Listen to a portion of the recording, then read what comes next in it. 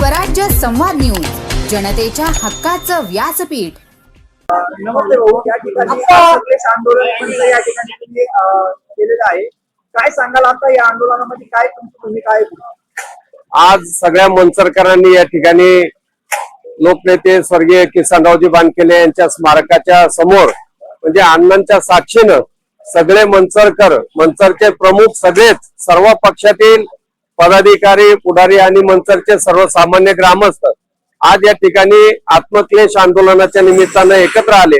याचं कारण होतं पंढरपूर या ठिकाणी होत असणाऱ्या मंचरकरांच्या धर्मशाळेच्या इमारतीचं उद्घाटन आणि त्या उद्घाटन समारंभामध्ये स्वर्गीय लोकनेते किसनरावजी बानखेले यांचं नाव जाणीवपूर्वक टाळल्याचं आमच्या निदर्शनास आलं।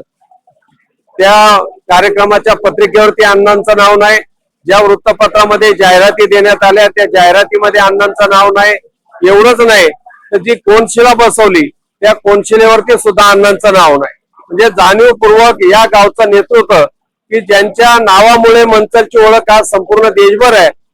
मंचर म्हणलं की किसनरावजी बानखेले हे विचारलं जातं आणि नेमकं किसनराव बानखेले यांचंच नाव त्या कार्यक्रमामध्ये कुठेही नसल्यामुळं आम्ही सगळे मंचरकर या ठिकाणी आलो आणि मंचरकरांनी या ठिकाणी जो काही त्या ठिकाणी कार्यक्रम त्यांनी घडून आणला जाणीवपूर्वक अण्णांचं नाव न छापण्याचा न टाकण्याचा त्याचा थोडक्यात स्वतःला त्रास करून आम्ही निषेध नोंदवलेला आहे।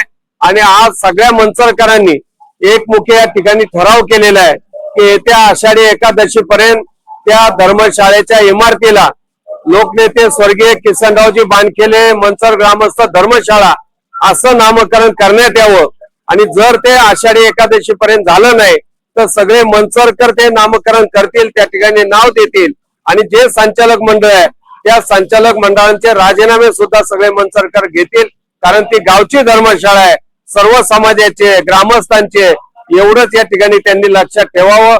अण्णांसारख्या मोठ्या व्यक्तिमत्वाचा त्यांनी जो अपमान केलेला आहे त्यांचा मी या ठिकाणी जाहीर निषेध करतो। धन्यवाद।